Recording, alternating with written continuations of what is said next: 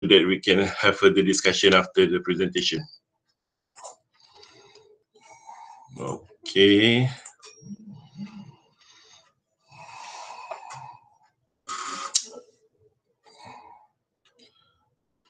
Okay, I hope that you can see the slide.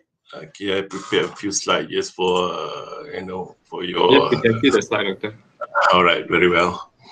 Okay, so when we talk about gap of study, first let us be clear about this. Okay, there are so many different school of thoughts with regard to research gap.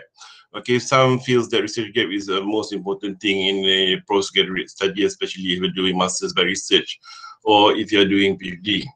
But there are also a school of thought who believe that the gap of study is not that significant in a research. But later on, I will share with you why gap of study is so important and what does it constitute, so that you can actually differentiate later on whether you're supposed to have a gap of study or not. Okay, but as for now, I'm just going to share with you, okay, some of my experience, okay, when we talk about searching for a gap in the study. Okay, so we will be discussing, okay, more to what is the gap of study, why research gap is important, identifying research gap, okay, difference between research gap and problem statement, and writing and visualizing a research gap. Okay, it's okay for you to, if you disagree, okay, because some universities or some scholars, okay, they have different view on this. Okay, so, and as well as the university on how they approach towards research. Okay, what is the gap in study? So everybody is talking about the gap. When we come across a postgraduate student, they are all talking about, okay, I cannot find the gap. I cannot find the gap. What is happening out there? Okay, so actually, it is also considered as the missing piece, okay, or pieces in the research literature. So later, okay, at the end of the slide later on, I will share with you on how to actually visualize the research gap. But as for now, to understand, okay, in order to give you some authority to conduct research, okay, so you are actually searching for the missing piece, meaning that there must be something. So how do you search for that missing pieces? Okay, so, and it is also known as area that has not yet been explored or underexplored. Okay, I don't like to say if you are asking me, okay, doctor, should I go with something that has not been explored or something that has not been done? Okay, that is almost like impossible. Okay, based on the fact that we are from social science. So social science is actually difficult to create new knowledge. Okay, something that is purely new. And in the philosophy of research itself, when we talk about doing research, we are talking about referring to past studies. We are talking about literature. We are talking about reference to other material that is already available. So that is one thing I think that need to be further discussed, because why? If you're talking about the science and technology, it is very clear and it is very apparent, meaning that if you mix one substance to another substance, so you get a new substance. So that is something new.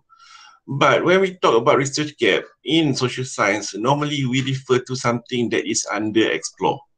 Okay, meaning that it is not being explored, it is not being empirically proved. Okay, so that gives a bit of authority for you to conduct research.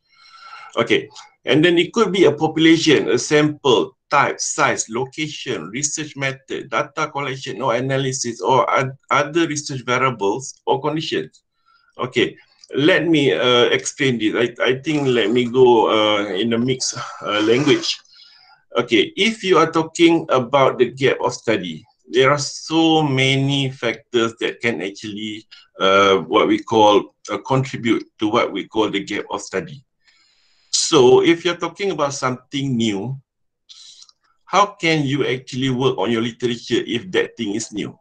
So normally when we talk about gap of study and creating a new knowledge, normally it involves a qualitative study.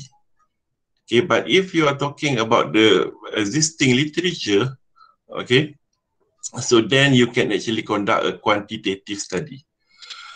Okay, and then the gap itself, like I mentioned to you, it can be in terms of population, it can be in terms of a type of sample, it can be in terms of location, it can be in terms of methodology, data collection or analysis. So these differences or these what we call discrepancies give you some authority to conduct research, to explore more. Meaning that, for example, if somebody have already conduct such study in other geographical part, so now you bring that research in Malaysia, for example. The previous research was conducted in US or UK. So you bring the same topic in Malaysia. So in terms of the gap is related to the sample, or we call it contextual contribution. So the old study was done somewhere in Europe or US, but now you are actually exploring what is happening in the same nature of study, but in Malaysia. Okay, what is a theoretical gap? So this is one thing that I think most of us are really looking into. Because basically when we talk about social science, we are talking about reviewing literatures. Kita mengkaji articles, we are looking at journals, we are looking at past report and everything. So basically what we are doing is actually we are coming into the what we call a theoretical gap. What have been done before? What have past researchers have already done? Okay, and how you actually review what have already been done and try to come to a point where there is a gap in the literature. So basically, it is a theoretical gap. Most of the social science studies are referring to this what so-called theoretical gap. So theoretical gap is an area for which theory falls short. Okay, which means also that no published theory has addressed the concerned area. So that is what we call a theoretical gap. So in contrast, literature gap covers theoretical gap in addition to empirical gap. Okay, saya rasa biar saya terangkan dalam bahasa Malaysia supaya senang faham. Apa yang kita lakukan di dalam social science ataupun sains sosial ini, kita melihat kepada literature atau kajian-kajian lepas. So dari kajian-kajian lepas itu, kita akan merumuskan satu keadaan atau satu situasi di mana ianya gagal dikenal pasti di dalam literature ataupun di dalam kajian-kajian yang lepas. So itu yang kita maksudkan tadi yang kita katakan theoretical gap. Okay. So research gap, why it is important? I will discuss this again later, okay, because I know there are some school of thought who believe that gap in the study is not important. Because why? Because you have your problem statement, you have your research question in place. So where do you put the gap of study? So research gap is a research question or problem which has not been answered appropriately or at all in a given field of study. Yang ini saya selalu kata dan I would like to share with you, okay, not only with the all the scholars but also the student. I always say this. When you read a journal, okay, ada antara kita yang tengah buat PhD ataupun sedang mencari tajuk untuk PhD dan sebagainya.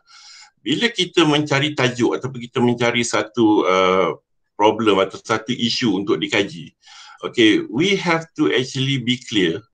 Okay, first and foremost is the area of study. So apa sebenarnya area kajian kita? So from that area of study, then you start to dwell into past studies. So what have people been done? What is already happened? What has already been studied? And what is currently happening?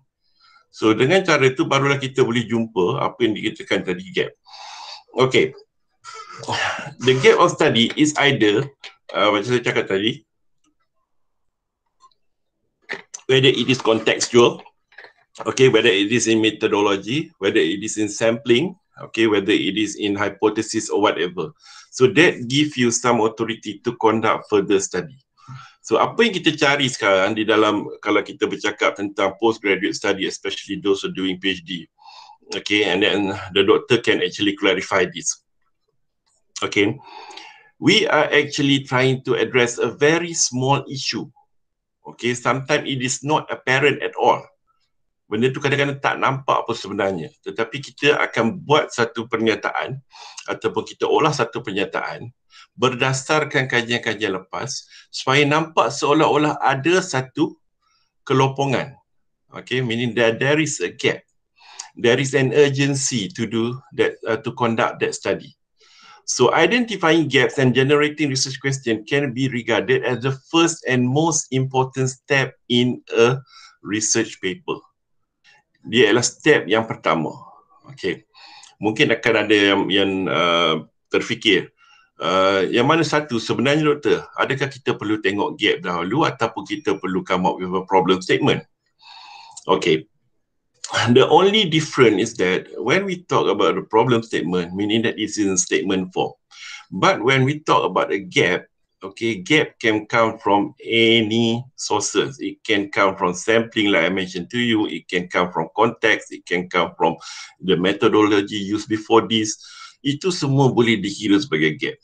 So nanti saya akan sharekan juga macam mana kita nak visualizekan gap tu supaya lebih jelas. So that it is clear and apparent that we can confirm that there is a small gap, okay, especially in the literature. Okay, how do you identify gaps? Of course, first and foremost, if you're doing a postgraduate studies, you're doing masters or a PhD, I think most of us are going towards PhD. Okay, what we are doing first is we need to read.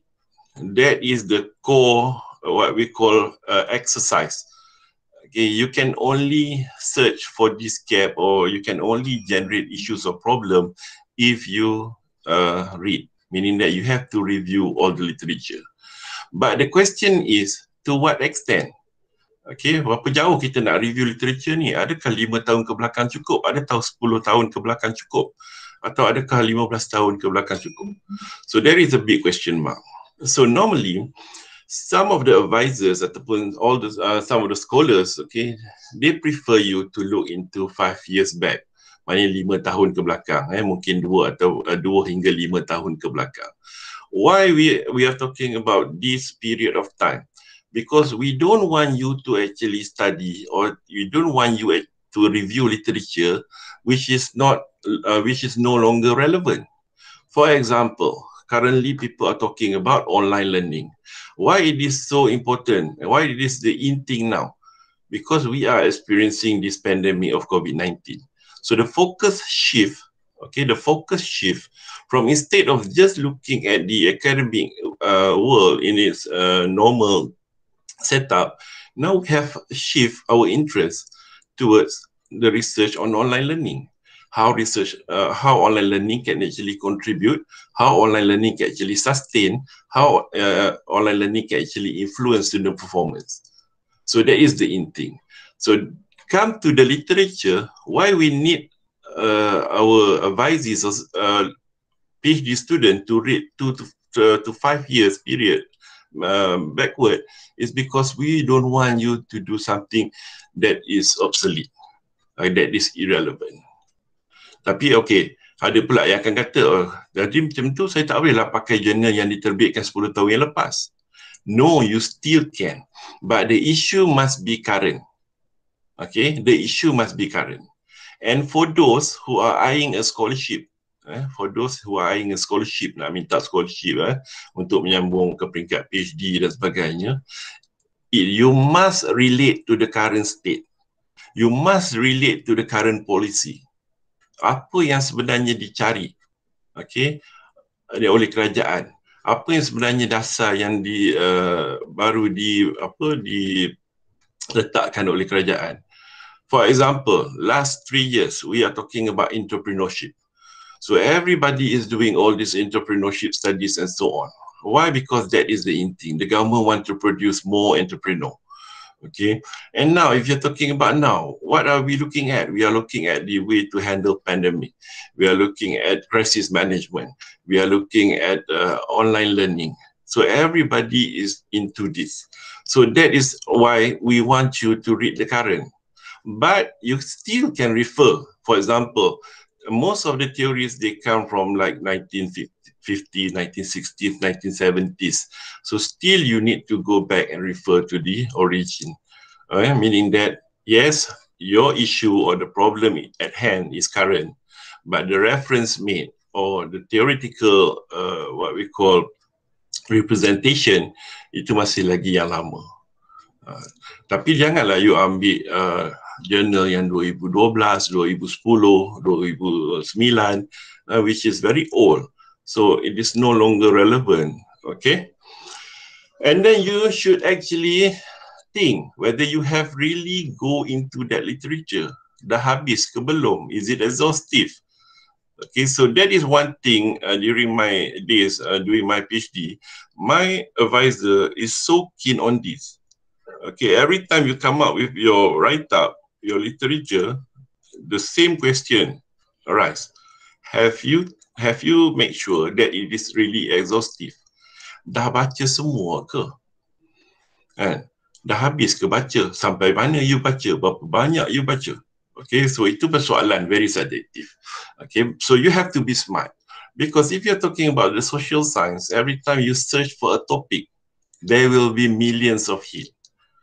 Banyak, terlalu banyak. Jadi boleh ke takkan saya nak baca semua doktor 100,000, sejuta? No, you must be aware, okay, every time when you go into the literature search or literature review, okay, you have to understand which one is relevant to your study. Okay, as long as the theoretical is there, meaning that dia ada dia punya sokongan, dia support dia, so it is sufficient enough, meaning you don't have to read all. Okay, and then your goal should be to find a space or opening for contributing new research. Okay, this is something yang saya rasa patut kita bincangkan dengan lebih orang kata mendalam. If you were thinking of doing a new study, totally new, so that is what I said just now. Kalau kita buat benda yang baru, di mana nak dapat literaturenya? So kalau you refer to sekarang, you refer to Varapan, you refer to Zygmunt, you refer to all the research book. Normally research is done on the work of others. Okay, but you bring something new. Itu yang kita masukkan, new research, something new. It's not something new to meaning that tak pernah orang buat. Kalau tak pernah orang buat, takkan you akan dapat literature. You will not get enough literature to support. Okay, but if you're doing it qualitatively, meaning that it is exploratory in nature, so that might be possible. Okay, but again, the difference between the quantitative and qualitative research, okay, is far to be discussed. Okay, and then the first step is gathering broad range of research articles on your topic. So I think if you ask Dr. Fadli, if you ask Dr. Siti Norma, and even Dr. Dawson, and all the doctors, Dr. Kawailun is also in here, Dr. Mastura is in here, Dr. Hafiz. Okay, you can see that, okay, we all experience the same thing. Kita melalui benda yang sama. Kita download journal, kita baca journal, macam-macam journal kita baca. Okay, because why? This is something yang saya rasa semua postgraduate kena alami ataupun be aware of. You cannot just simply read something that is related to your field. Because you need to also understand what is happening to other area as well.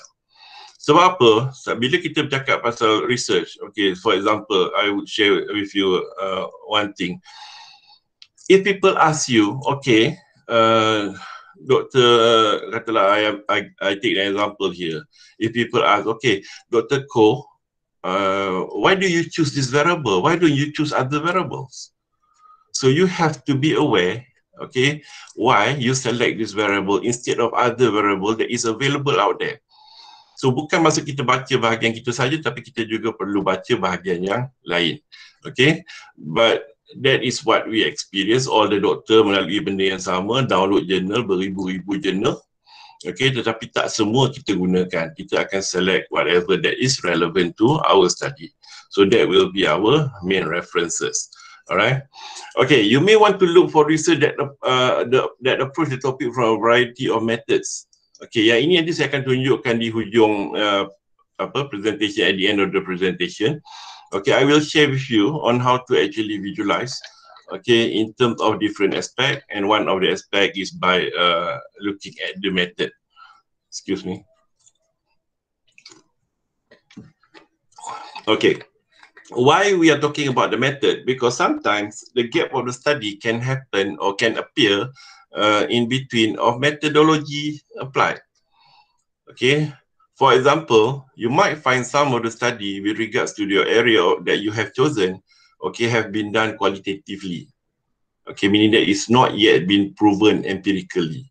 That can also constitute as a research gap. Maknanya pengkaji terdahulu belum berjaya, okay, secara kuantitinya, okay, meaning that secara not being able to quantify the findings. It's just merely on the qualitative basis. So that gives you some authority to further or to actually extend that research, okay, so that you can actually provide an empirical evidence. Itu pun salah satu yang kita namakan gap. Okay, maknanya pengkaji dahulu kualitatif, sekarang you start to do it quantitatively. Okay, so if you learn the philosophy of research itself, we call it the process of qualitative to quantitative. We call it a grounded theory. Okay, so that is another in terms of methodology. Okay, these are some of the tips that I would like to share. Ini berdasarkan saya punya pengalaman dan juga what I have done. Okay, it does not necessarily apply to any to all of you. Okay, you can skip any that you feel that it is not actually related to you. Okay, first, look for inspiration in published literature. So normally, we have to ask this before we can actually pursue a research topic. How do you derive to that topic? How do you come about choosing or choose that topic? That is very important. Some of us, we are just talking about research out of a dream. So itu yang berbahaya. Bila kita dah dapat tajuk, tiba-tiba tak ada literature. Bila kita dah ada tajuk, tiba-tiba literature terhad. So we have to be, or we have to rest assured, how do we derive that topic? Macam mana tuan-tuan dan perempuan, rakan-rakan semua ni, macam mana you dapat topik? Kalau betul cara dia, okay, you should be in good hands, meaning that you start dwelling into the topic, insyaAllah, okay, you'll be able to complete your study. The problem is that sometimes this topic just come just like that, okay, and then we thought, okay, I'm going to do this. But we fail to acknowledge the availability of the literature. Kita kena pastikan dulu, kalau kita pilih satu tajuk, sila pastikan ada kajian-kajian lepas, the prominent from prominent professors, okay, with regards to the topic, so that at the end of the day, we'll still have the support needed in terms of our argument or our assertion. Okay, second, maybe you can seek help from your research advisor. So this is something that is very subjective. Okay, I don't know, maybe all the other doctors can actually share their experience, because not every of us are blessed with a very supportive, very kind supervisors. Okay, some of the supervisors, they really what we call guide us from 1 to 10, A to Z. Okay, meaning that every step a proper guide. But some of the advisors, they want you to be independent. You have to search on your own. You have to read on your own. You have to summarize on your own. Okay? But my approach is that, for me, I believe that as long as you ask the right question, okay, you must be able to ask the right question. What do we mean by asking the right question in order to identify the gap, or in order to get assistance from our supervisors, is that we have to do our homework first. Okay, you cannot go to a war without a bullet. So make sure you do your homework first. Okay, buat dulu kajian lapangannya, kaji literaturenya, then you bring into the discussion. Barulah advisor tu pun seronok, happy to help. Okay, because why? Because you have shown that you have done the homework. You have shown that you have that enthusiasm to learn. Okay, and then probably maybe you can use digital tools to seek out popular topic or most cited research paper. Okay, this one I believe we should have no problem. Ataupun I think, guys, for those who are doing PhD, you are so blessed because we have all the journals, the reading materials online. Just imagine you are doing PhD 30 years back or 40 years back where internet is so much very limited. Tapi sekarang ni senang, kita just type dekat Google and then Google will actually help us to search. If you think about 30 or 40 years back, they have to do it manually.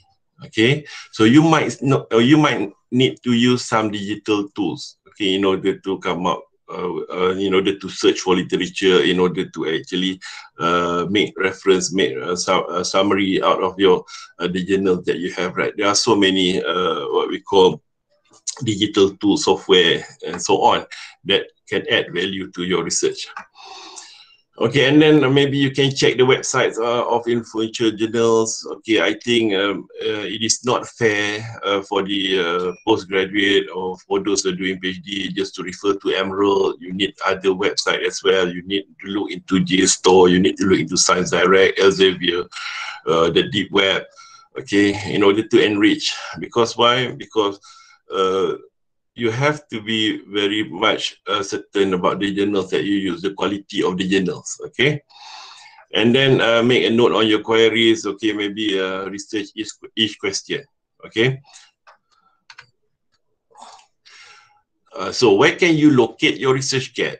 Okay, this is another thing that you need to, I think even me, myself, is still actually learning about this, okay? Because it is not as simple as ABC. When we talk about, you know, coming out with a good research, with a good research gap, a good problem statement. Okay, so where can you locate the research gap? These are some simple tips that I can share with you. So as you begin to gather the literature, you will want to critically read for what has and has not been learned from the research.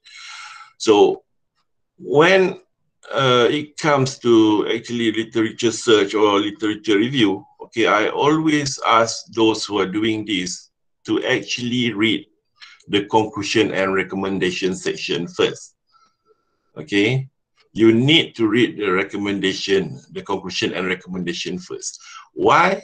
Because in that section, okay, normally in any publication, journal publication, the author will actually share, okay, his or her point of view of what should be done in the future. That constitute. So that is why we want you to go with current literature. We want you to go with maybe 2 or 3 or 5 years back in terms of literature. So that whatever is being recommended at the end of the journals or articles, okay, can give you an authority to further what have been done. Untuk memanjangkan lagi, okay? And then use the discussion and future research section as your research gap. So this is one thing which I find very helpful. Okay, selalu kita baca jurnal, kita biasa tengok tajuk, lepas kita tengok abstract, dan we feel that relevant. Okay, no, you have to go to the conclusion recommendation, tengok future, okay, future research recommendation made by the author. So that will give you a sense of authority. Meaning that, okay, since this author suggests this to be done, so therefore I undertook apa yang dia tinggalkan tu. Okay, I undertook his or her recommendation. Okay, so in that way you can ensure, okay, first, you have the authority to conduct further research. Second, okay, you are very sure that you are actually contributing to the body of knowledge. Okay, so itu cara yang paling simple lah sebenarnya. Okay, and then continue to ask critical question of your topic. This is something that all the postgraduate need to do. Okay, tak kisahlah student ke ataupun rakan-rakan yang tengah sambung belajar ke apa ke.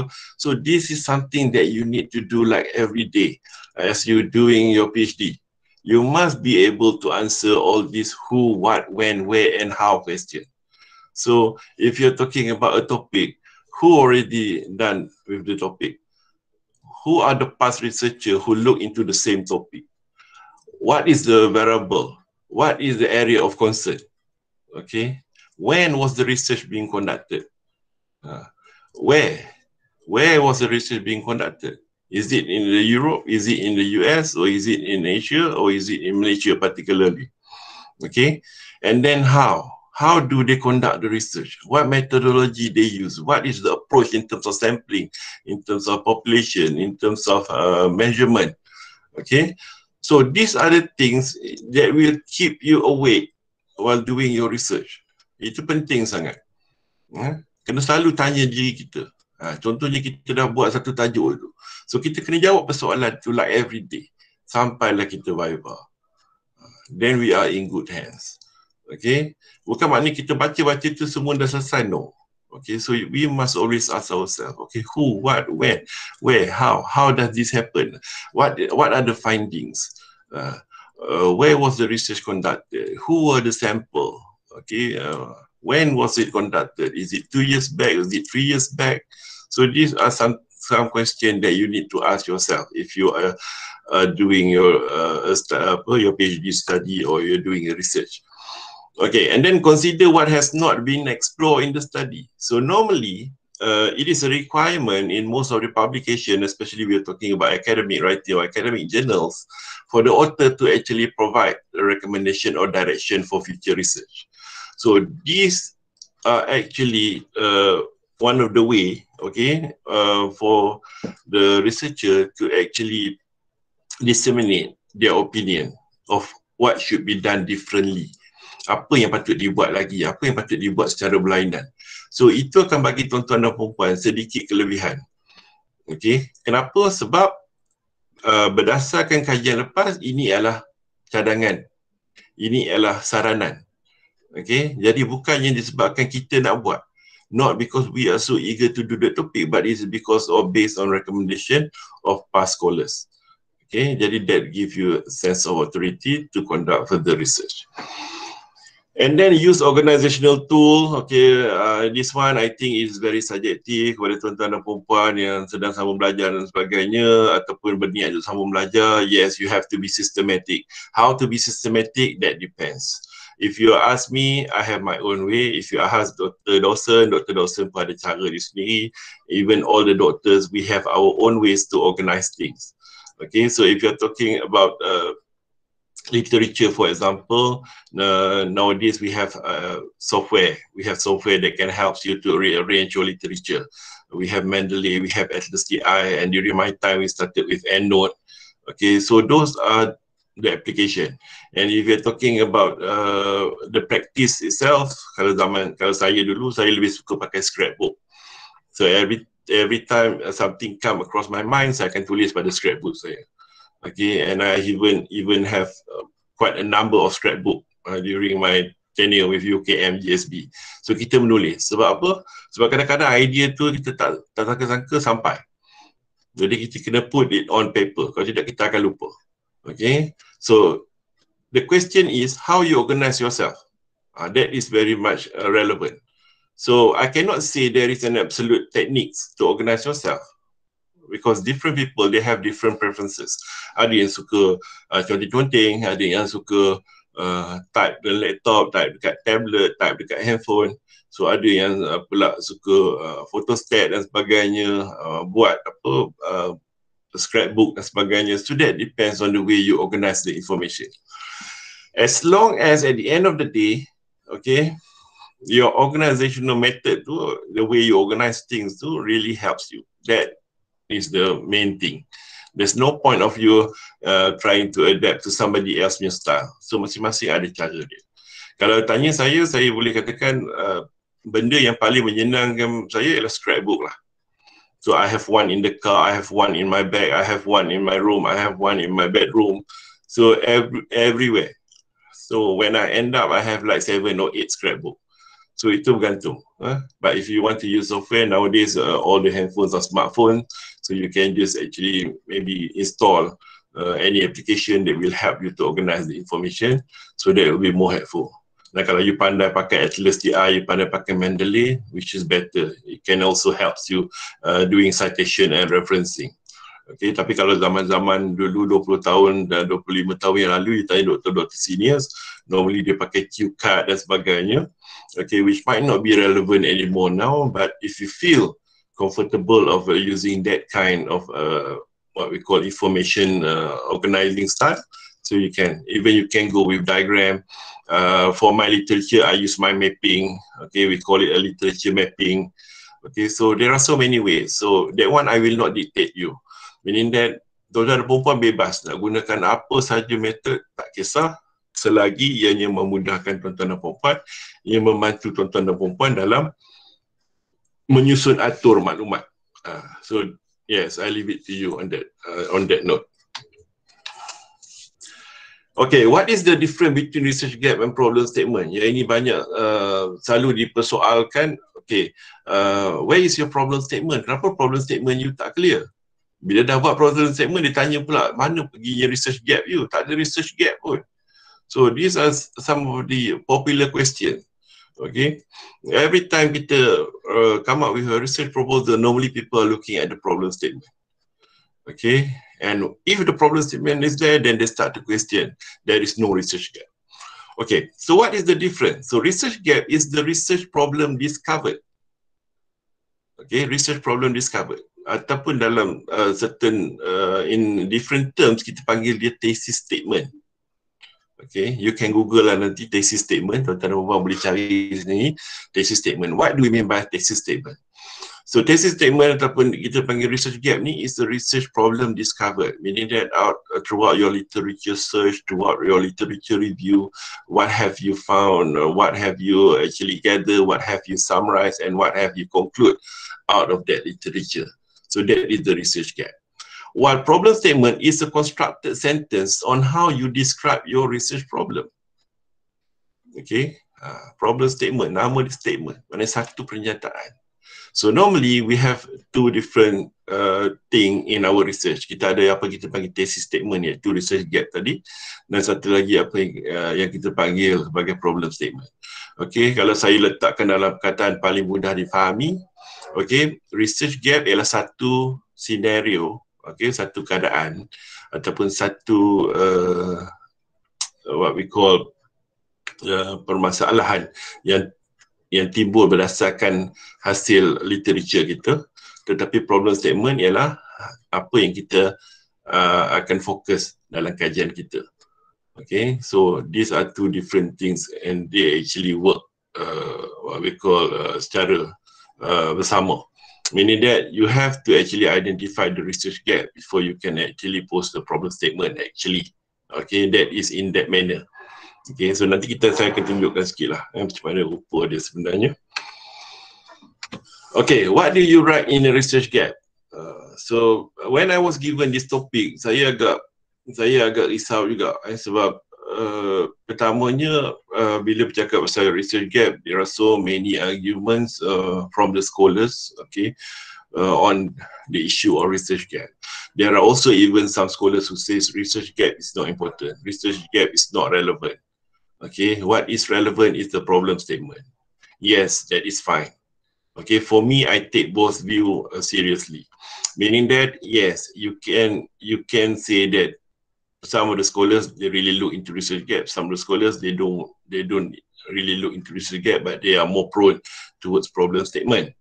Okay, but in reality, if you're talking about how these complement each other, the research gap and the what we call problem statement, okay, in order for you to come up with the problem statement, okay, saya tanya ini pada tuan-tuan dan perempuan lah, yang mana yang tengah belajar ke, yang dah habis belajar ke, even all the doctors, okay, how do you derive your problem statement? How do you derive your problem statement? So basically, all of us, or most of us, derive our problem statement from a literature review. Okay, from our literature review.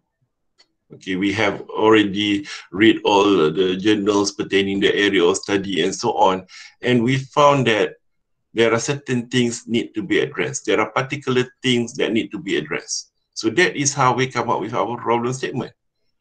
Okay, so if you do it in that way, in that manner, meaning that you are actually identifying the gap first before you can derive the problem statement. So cuba fikirkanlah, style masing-masing, tidak ada halangan. So that depends.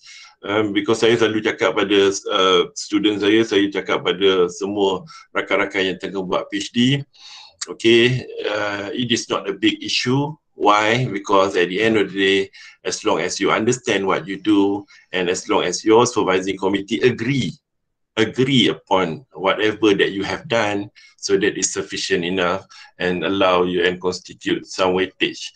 Okay, jadi bukannya satu permasalahan. Tetapi if you're talking, okay, dalam kita punya coffee talk ni katakan, kalau kita katakan, okay, oh saya dapat problem statement saya macam tu je, tak mungkin. Sebab biasanya you dapat problem statement daripada pembacaan, daripada analisa literature. So after reviewing all the literatures, then you derive your problem statement. So in another way to say that, meaning that you have already conduct the gap analysis before you can derive your problem statement. Okay. So your thesis hypothesis should address a gap which you identify in the literature, a research question or problem that has not been answered in your research area of interest. Okay, I would like to take a minute to actually address this issue. Some of the postgraduate, okay, and some of the theses that I examine, they love to put this sentence, okay, there have yet to been any studies. Okay. Past researchers have not looked into this. Okay, so that's a big question mark. My advice to all, siapa-siapa rakan-rakan semua tuan-tuan dan perempuan yang sedang nak buat problem statement ataupun mungkin dah ada problem statement, you need to review this. The safest way to address the issue or problem or whatever gap that you have is by going for underexplored. Meaning that kurang, bukannya tiada. It is very dangerous to claim there has yet been a study. If there is no study, so how do you come to your literature? So might as well we say maybe few studies, maybe underexplore, maybe what we call in terms of methodology has failed to actually address. Okay, so kita try to tone down. We don't have to go directly, okay, this is the first study, I'm the first one. So that is very, very harsh. Kita takut nanti kita terperangkap. Kalau tiba-tiba examiner kata, oh macam mana you cakap ni sedangkan before this ada kajian lain. Okay, so that is just a reminder, okay, for those who are doing research. Okay, how do you write a gap statement? So a gap statement is a statement found in the introduction of a journal articles or research proposal. So basically, I would like to share my experience, like this is my experience, okay, and I learned this from my advisor as well on how to actually evaluate a thesis. So normally the first two paragraphs in a thesis, especially PhD thesis, is very crucial. Because within that two paragraph, the introduction part, okay, these two paragraphs must be able to provide a sense of direction. Meaning that bila kita baca dua paragraf pertama itu, maknanya kita dah jelas tentang permasalahan kajian. Okay, the research problem, the problem statement tu, the research gap. Okay, so that is very crucial. So normally, how people look at the thesis, okay, they just actually read the introduction. Okay, if the introduction fails to provide a sense of direction, okay, fails to actually provide a clear view of what you are doing, so you will be in a very big mess. So try to actually comprehend that. Okay, so it is found in the introduction section, as I mentioned. And how do you write a gap analysis in research? So normally we identify the area to be analyzed, which is the phenomenon of the study, atau kita panggil background of study. Okay, establish the ideal future state, apa yang kita harapkan berlaku, analyze the current state, compare, okay, and then describe the gap and quantify the difference. So that is a simple way of writing a research gap. You tengok, you dah pilih satu tajuk, okay, you choose one topic, okay, and then you look at what is projected, okay, apa yang diharapkan, dan you tengok apa yang sedang berlaku sekarang. Okay, to put it in an example, contohnya kalau tuan-tuan dan perempuan buat kajian tentang online learning. Okay, online learning and student satisfaction katakan, ataupun online learning and student performance. Okay, so what we are looking at is we are looking at student performance katakan. That is what we are looking at. Okay, so what we expect or what is the future, the ideal future state yang kita nak? We hope that online learning will boost student performance. That is what we expect. Okay. Then we compare with the current state. The current state shows that student is not really performing due to online learning. So that create the gap. Okay, that create the shortfalls, that create the what we call the issue at hand. Okay, and then we actually describe and quantify the difference. So itu simple tips saja yang saya boleh bagilah if you are talking about writing or putting up with the research gap. That is a very simple step saja. Okay, we are almost at the end because I think I'm going to open the discussion nanti, okay, for Q&A dan sebagainya. If you have any question, I'll try to address it as good as I can lah, because I cannot promise you anything. I'm still learning as well. Ini adalah coffee talk kan.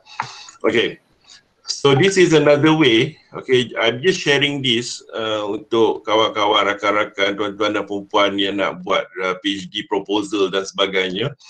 Okay, this is another way to visualize a research gap. So we put it into a table form. So instead of writing, sometimes, okay, if you were to ask me which one is better, yang menulis karangan lebih bagus ataupun in terms of visual lebih bagus. Okay, for me, I try to put it, I try to go with both. Sometimes kita menulis tetapi kita tak sedar cara kita menulis itu gagal menyatakan matlamat dia, gagal sampai ke matlamat dia. Kita nak terangkan pasal research gap tu tapi we don't know how to put it in words. So you can use this kind of visualizing research gap. Okay, meaning that you go through all the journals, all the past studies and sebagainya, and then you put it on table, and then you provide it into a different column.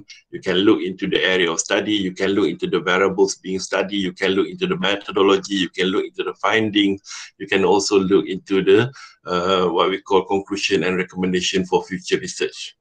So in that way, later on, once you finish with the table, you can see where you can actually park yourself. Lebih jelas.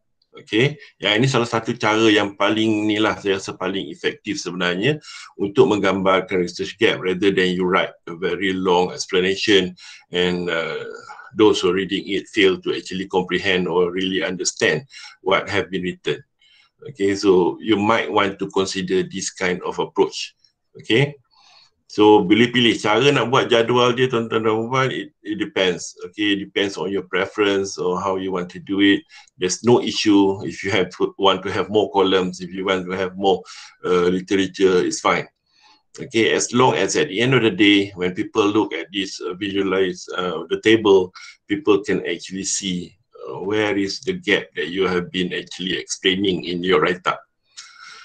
All right, so I guess I'm going to stop here, okay, because actually there are so many things if you want to talk about the gap of study because it relates to the problem statement and it also relates to the methodology as well. And of course, when we talk about research gap, it is how you interpret a journal. Macam mana kita menginterpretasikan journal yang kita baca. Okay, remember that even though we might be reading the same journals, but the way the understanding is always different. Okay, some of the journals they carry a different set of understanding based on the reader punya preference. So yes, I don't know, maybe you have any question later on which I can address to you, okay, so that we can discuss further, okay, for those who want to learn more on this writing a problem statement or research gap, so you can actually do so.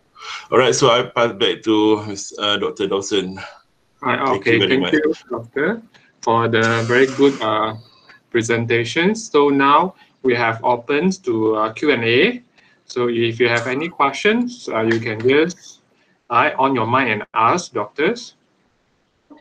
So if you are shy, you can just type on the chat box.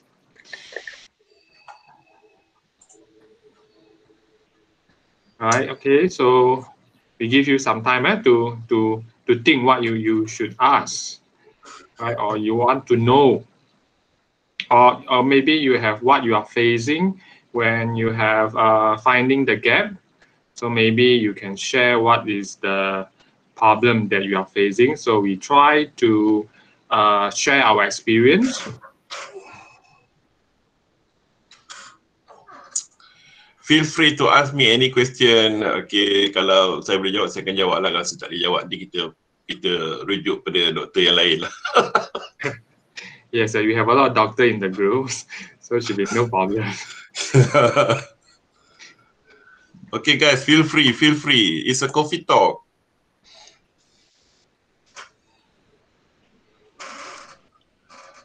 Ada yang masalah belum jumpa tajuk ke, ada yang bermasalah tak tahu macam mana nak address problem statement. Just throw it out. Dr. Irzan. Yes. Assalamualaikum warahmatullahi taala wabarakatuh. Kan, let me start with the question lah kan. So sebenarnya kan, just for our friends jugalah kan. So in order for them to have a good start kan, so maksudnya kita lebih fokuskan so that they develop a good understanding on the gap first, and then they come to their problem statement.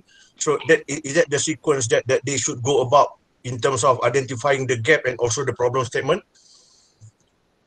Okay, thank you, Dr. Fadli. Okay, that is what I mentioned just now. Okay, bila kita bercakap tentang research gap dan perbezaan antara research gap dan problem statement, apa beza dua-dua ni Okay, we fail to actually acknowledge that we derive our problem statement through a extensive literature search. Okay, so whereas the development of a research gap also undergo the same process.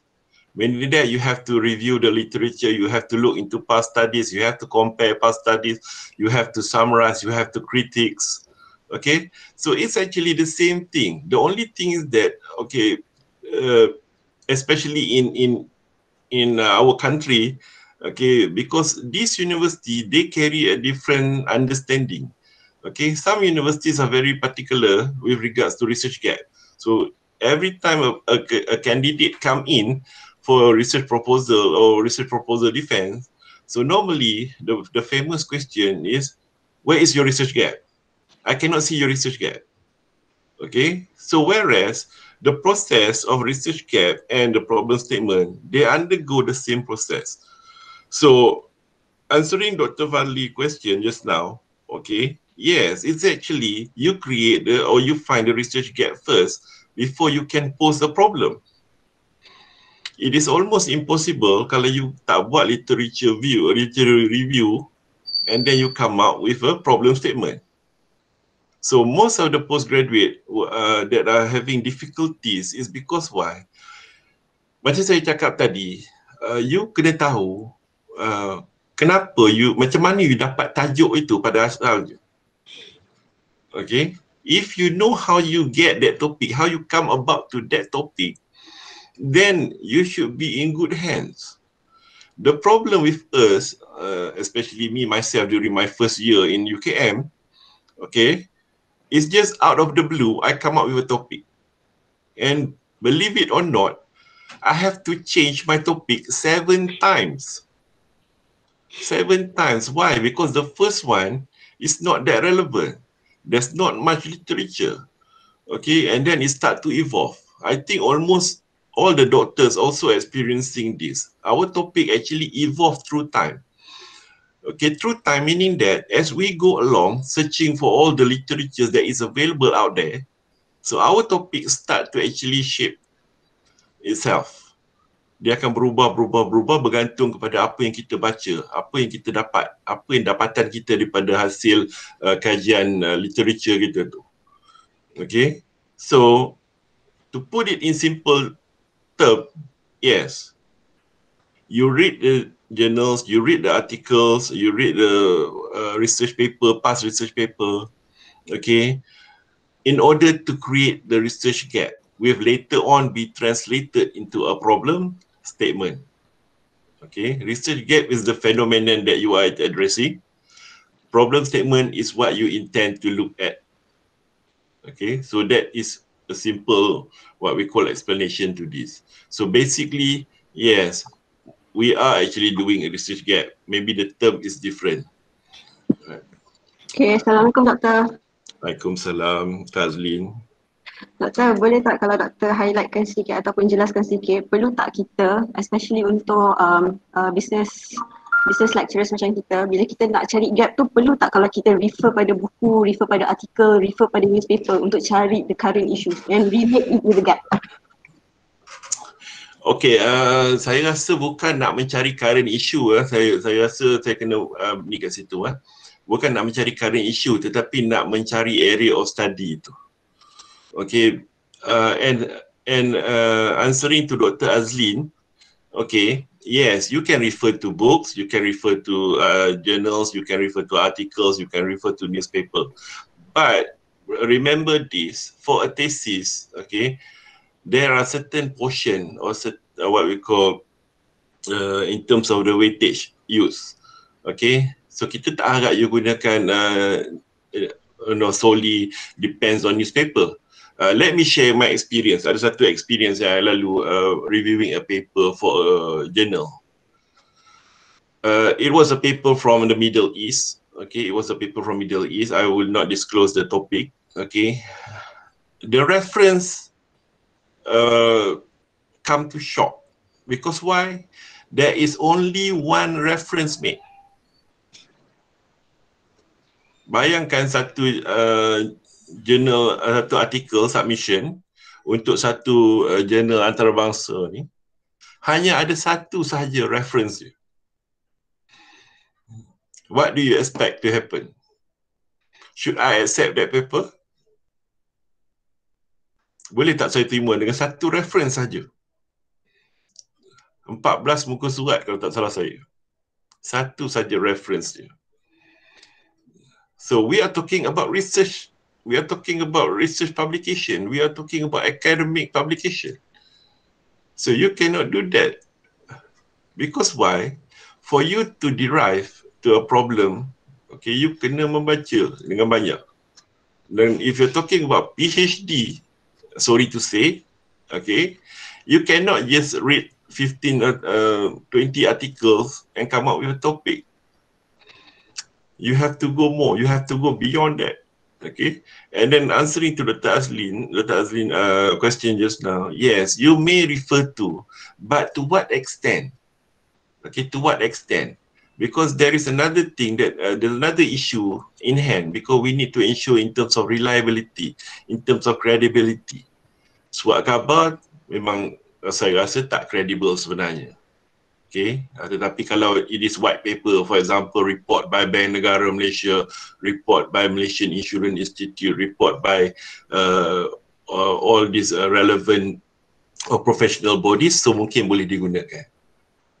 Tapi kalau tiba-tiba research thesis you 50% semua daripada kerajaan akhbar saja. So is it quality, is it good enough? Okay, does it stand? Of course not. Alright. So yes, you can refer, because sometimes, okay, another thing, when we talk about reference made to textbook, sometimes yes, we do need to refer to textbook. Why? Because some of the constitutive definition is in the textbook as well. So you might find the definition of term in the textbook. So in that note, yes, you also need to refer to few books, for example. But newspaper, I don't think so.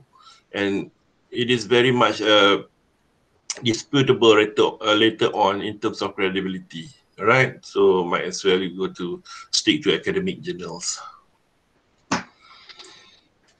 Right. Okay. Thank you, doctors. Okay. Another thing that I would like to share. Okay, I would like to share this view of mine for a few minutes. Okay, if you're talking, like I mentioned to you just now, there are so many different schools of thought with regards to the gap of study. So is gap of study important? Okay, while some scholars might look at it as not important, so you have to answer this.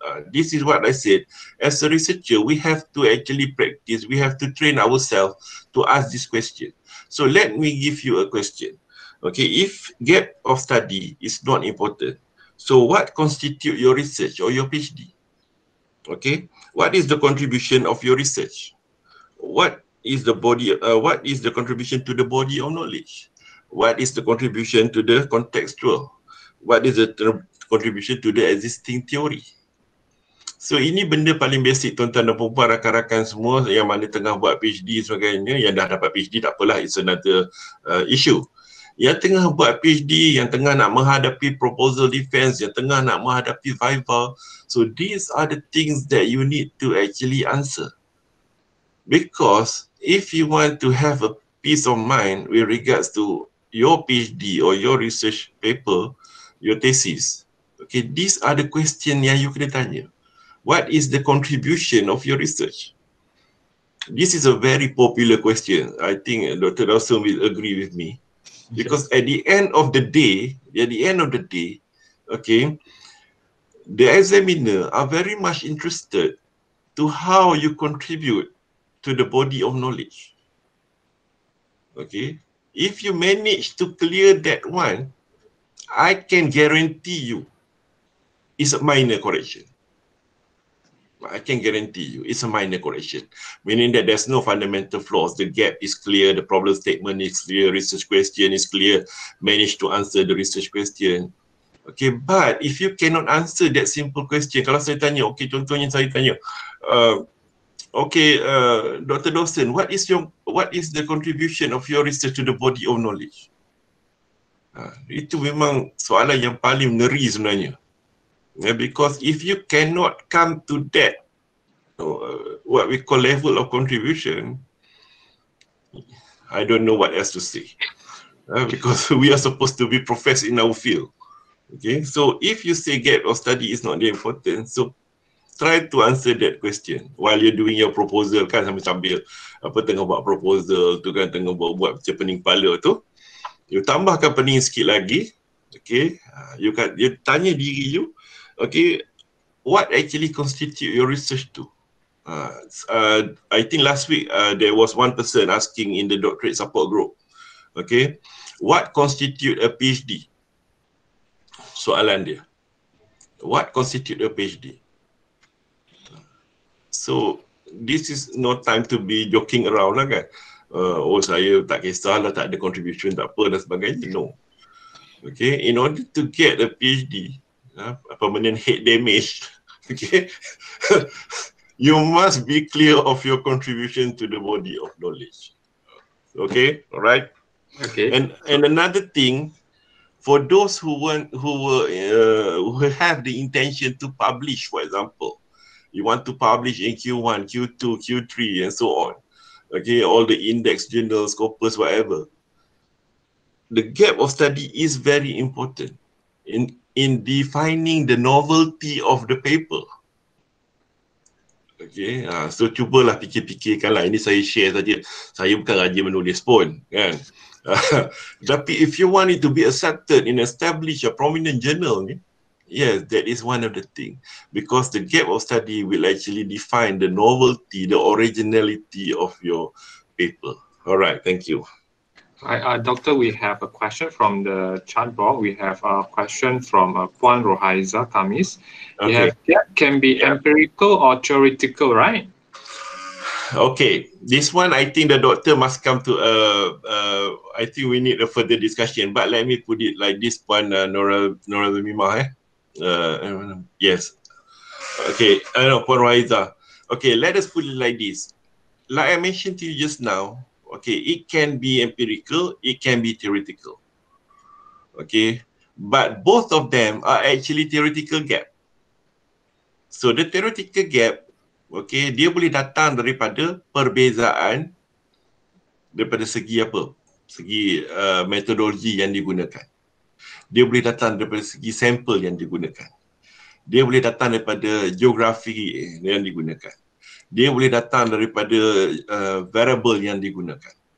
So these are the different in terms. So that is why I share with you just now the table tu. Okay, in order to acknowledge these differences, okay, in terms of what? In terms of area being studied, in terms of variable chosen for the study, in terms of the methodology, in terms of the sampling method, in terms of the sample, okay, for data collection, in terms of the measurement, in terms of what we call analysis. Okay, so it can come from different point of view. Okay, so even if you look at the research design itself, okay, if you look at research design itself, okay, so if you're talking about the 6 element of research design, the purpose of study, the type of study, the what we call the time horizon, okay, the setting, that can also be declared as gap of study. But, okay, tuan-tuan dan perempuan, rakan-rakan semua, okay, we are talking about a PhD thesis. That's another issue. If you're talking about a research paper for your publication, so there's no issue. But if you're talking about your PhD thesis, so it must be clear in terms of theoretical gap. Okay, that theoretical gap, okay, meaning that, what? Meaning it involves theory, it involves variables, okay? And even some university does not acknowledge in terms of sampling. Why? Because this is called a contextual gap. So they don't acknowledge this in order to confer a PhD. So a PhD must be better than that. You cannot say, okay, dulu kajian buat dekat UK, sekarang saya buat dekat Melaka. Itu konteks, It's a different context sahaja. Tapi tidak layak untuk diberikan PhD katanya. Bukan saya kata, itu university punya guideline. Okay. But if you say, okay, previously a study was done in US involving, okay, 7 variables. So, but now you are going to conduct such similar study, except that you add 1 more variables. So that actually contribute to the current state or the current body of knowledge. Harap menjawab soalan Puan Rohaiza. Saya tengok macam ni. Nurul Zamratul, let me address Dr. Dawson. Ya, boleh. Okay, Nurul Zamratul, Assalamualaikum doktor. Macam mana nak buang rasa perasaan aku tak pandai research, so tu yang mind block saya. Oh, ini senang. Kita coffee talk kan? Okay. Nurul Zamratul Okay. No. Tak ada orang yang pandai buat research. Betul. Betul tak Dr. Dawson? Yeah, agree. Tak ada orang yang pandai buat research. Semua orang tak pandai buat research. Okay. Kalau dia pandai buat research, dia tak perlu lagi memikirkan apa sampling method yang akan digunakan. Dia tak perlu lagi memikirkan macam mana nak buat literature review. Because every research, okay, depending on the research question or the problem at hand, okay, they have different approach. So different approach require you to explore more. Even if you're talking about analysis. So now people are talking about what? People are talking about PLS, partial least square. Okay. So SPSS is no longer sufficient to support. SPSS is no longer relevant except for the data, what we call as a data platform. So people are talking about the new things. And even if you're talking about the qualitative study, they also have software. Okay, so if you, kalau Puan Nurul Zamratul merasakan tak pandai buat research, sebabnya hanya satu saja. Sebab Puan belum mencuba buat research. Percayalah cakap saya, Puan cuba buat research, insya-Allah jadi pandai. Alright. So there's no issue Puan Nurul Zamratul. Relax je. Betul tak Dr. Dawson? Yeah. Kalau saya just nak tanya on behalf of our friends jugalah kan, kita just nak simplify lah kan. So maybe correct me if I'm wrong. Maksud dia kalau kita nak letak macam contoh lah, senang kalau kita letak contoh. Katalah kita cakap pasal isu cakap pasal current common issue lah, macam retention lah for example. So kita study pasal retention, kita baca empirical LR kita baca. Lepas tu kita tengok banyak study sama ada they go for quali ataupun they go for quanti. And then we can see the gap there. Oh, maybe I can pursue a mixed method. So yang tu dah satu gap. Meaning that is part of kita punya contribution, theoretical contribution yang kita boleh bagilah kan. And then bila kita baca pula variable, ada pula literature yang cakap pasal nak cope ataupun nak curb the issue of retention ni, maybe dia suggest nak tengok isu leadership for example. So kita fikir macam, oh there is another empirical ataupun theoretical gap dari segi variable yang kita boleh tambah. So dekat situ kita dah ada build up theoretical gap kita dari segi metodologi, dan juga kita boleh segi dari segi kita punya kita punya variable. And then bila kita nak build up kita punya problem statement pula, kita baca, and then kita find out that yes, the issue of retention ni among in certain industry, contohnya dalam manufacturing is increasing for the past 5 years kan. So maybe kat situ then kita nampak okay, this is the kita punya theoretical gap yang kita nak address. Kita dah build up dari segi method dan juga variable. And then bila kita sampai kepada problem statement tu, we talk about the current issues surrounding kita punya contextual environment. Kalau kita buat study di Malaysia ke, what is it about the retention in Malaysia that has become a problem that we need to address? Maybe adakah dari sudut konteks bila kita berfikir daripada sudut macam tu, we can clearly identify okay, this is kita punya gap yang kita cuba nak keluarkan, which will contribute to kita punya theoretical contribution dan sebagainya. And then okay, this is how we are going to address the problem statement which is in line dengan kita punya theoretical gap. Okay, thank you Dr. Fadli. Okay, so first and foremost let me address with regards to the current issue.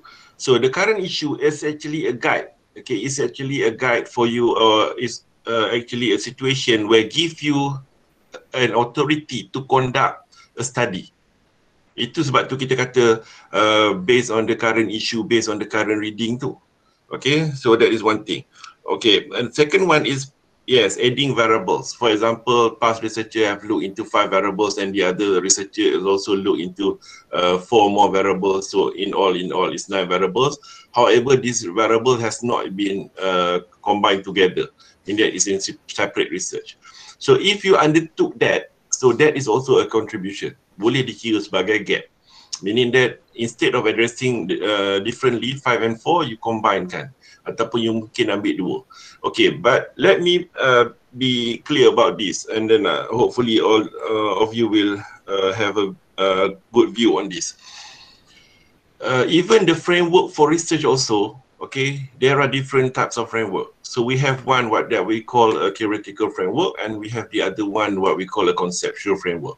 So that one also must be properly defined, meaning that you have to understand, okay, if you happen to do or to choose variables which have not been proven together, so that constitute a conceptual framework, no longer a theoretical framework.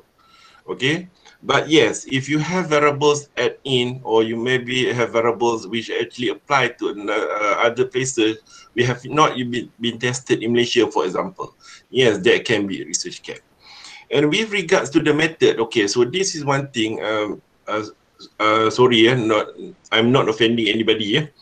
Okay, the mixed method issue is something that is very vague. Because why? Because currently there is no what we call scholar which acknowledge the mixed method, because there are only 2 methods, either quantitative or qualitative.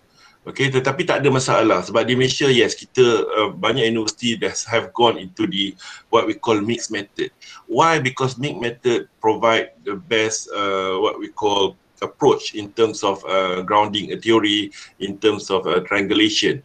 Okay, that allows you to actually to deliberately match between the qualitative data and the quantitative data. But as for the theory, as for the body of knowledge is concerned, it has yet been acknowledged of the what we call a mixed method.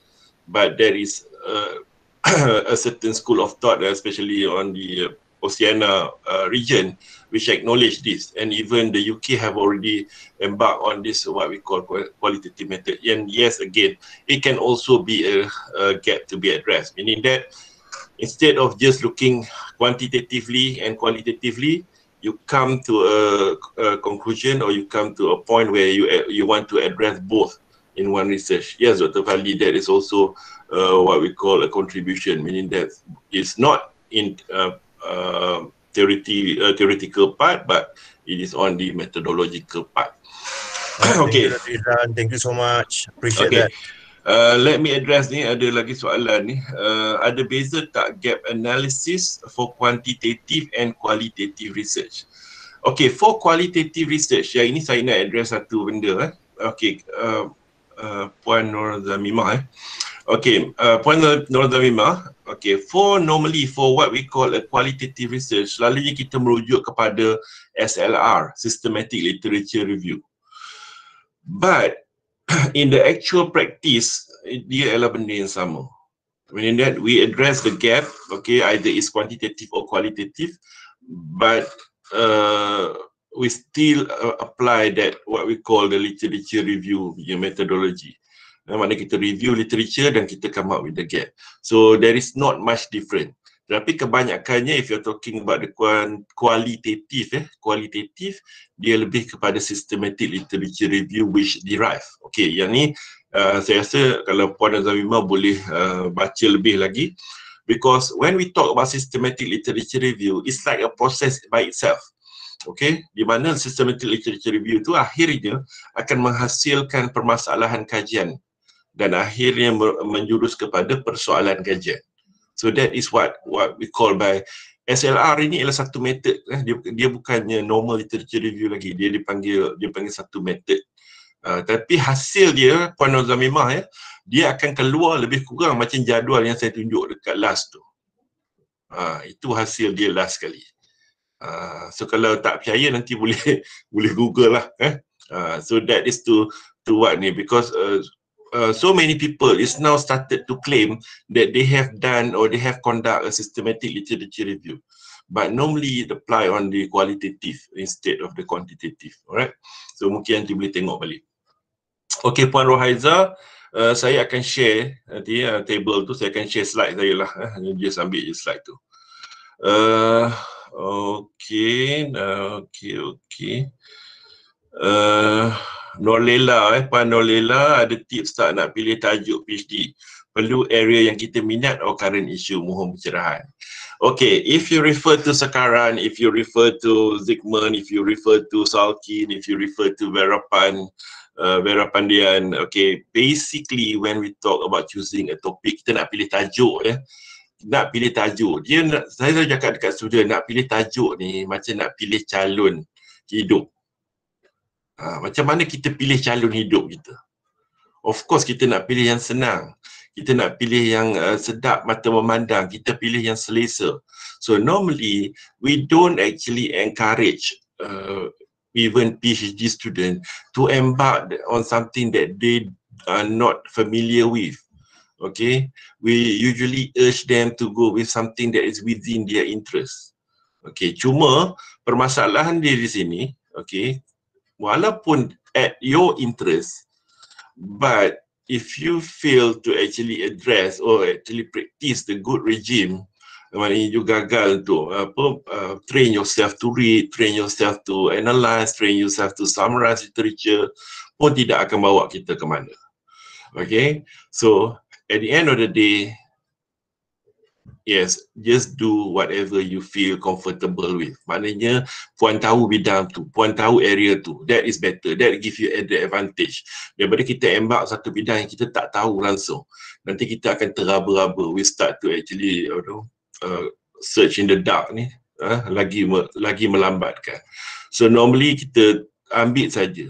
And on that ground, ada juga yang tanya saya, kalau kita bercontohlah macam Dr. Fali cakap tadi, kajian tentang retention, kalau saya nak buat juga retention, boleh tak? Sedangkan ramai yang dah buat. Boleh, sebab nama pun research. Research is to search again. Research. So kalau you baca Umar Sekaran ataupun you baca Salkin, okay, research is based on the work of others. Di situlah kita dapat literature, di situlah kita mengkaji literature, dari literature lah kita dapat gapnya, daripada gap itulah kita dapat persoalan kajiannya. So there is no issue. But if you ask me whether the topic should be within your interest or current issue, yes, try to put it within your interest lah. Within your interest. Kalau current issue kan tiba-tiba orang cakap tentang politik Amerika kita tak tahu, dah susah juga. So pilihlah satu yang dekat di hati lah. Macam tu saya cakap kat student, kalau nak pilih tajuk research, biarlah macam pilih calon suami atau isteri. Okay, sebab kita nak hidup dengan dia lama. Kita nak hidup dengan dia 3 tahun. Just imagine kita hidup dengan orang yang kita tak suka selama 3 tahun. Boleh tak? Okay, so harap tu menjawab soalan Puan Nolela. Okay, Dr. Suhaida Mamin, kalau pilih tajuk yang kita suka, passion kita tinggi, jatuh kita akan bangun balik pengalaman saya. Yes, Doktor, yes. Okay, this is something that all PhD students should, kalau ni lah, kalau tuan-tuan dan puan tengah buat PhD, yang dah habis PhD tak payahlah kan. Yang tengah buat PhD, this is one word you have to carry all the way. Perseverance. Perseverance. Regardless what happened. Okay, regardless what happened, just try to hold on. Okay, so tak payahlah don't compare. This is another thing that I want to share with you. Don't compare with other people. If they can graduate in 1 year, if they can graduate in 2 years, if they can graduate on time, whatever, don't compare that.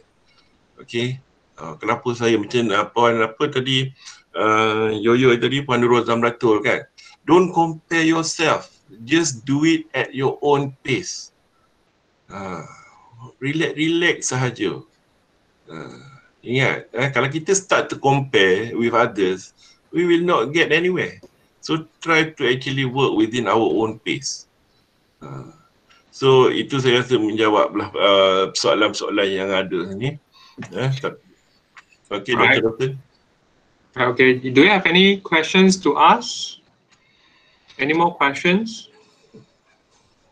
Ada soalan-soalan, ada yang mungkin menghadapi masalah sekarang ni lepas dah defend proposal, dah kena repair pula dan sebagainya.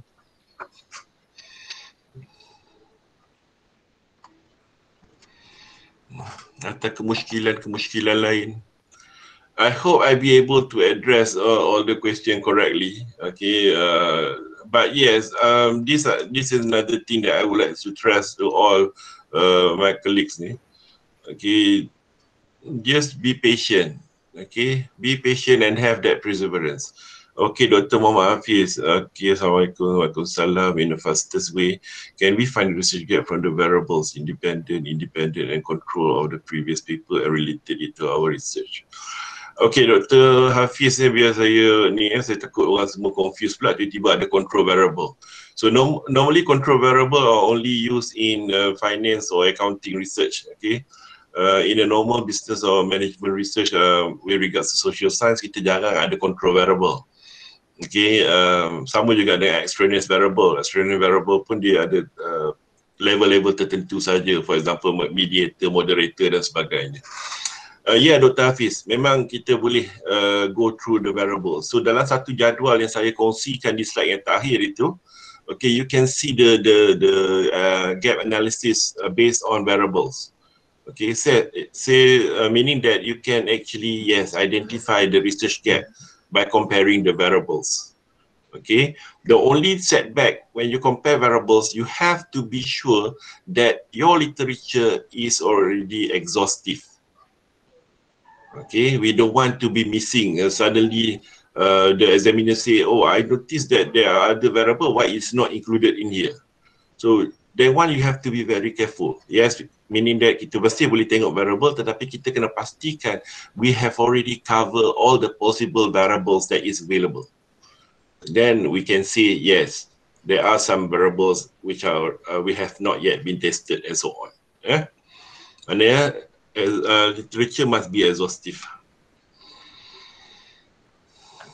All right, okay. I think they have no more question, right? All right.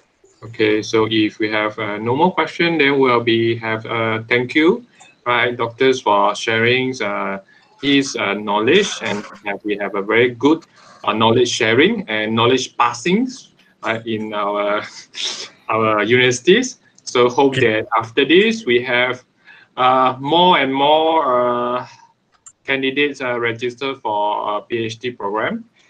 All right, okay, so thank you very much, everybody, to attend this coffee session. So now you can go and have a coffee break and sit down and think back what you have. Have your own coffee break. Yes, so you can sit down and think, bunch of coffee, and then rethink back what you have, what you can receive and digest. So, and again, don't forget that we have a feedback form. So I think our committee will. Dr. Dawson, let me interrupt you for a moment. Yeah, it's okay, no problem. Dear friends, colleagues, okay, I hope that, like Dr. Dawson mentioned just now, I hope that for those of you doing your PhD, you can complete your PhD on time or maybe over time, regardless, as long as it's complete. And for those who intend to go for PhD, go now while you're still young. And if you need any assistance or if you need to discuss anything with me, my room is always open. Okay, you can just drop by anytime so that we can discuss further. Regardless of whatever that you want to ask, I will try my best to assist you. And I hope to see more doctorates in our faculty.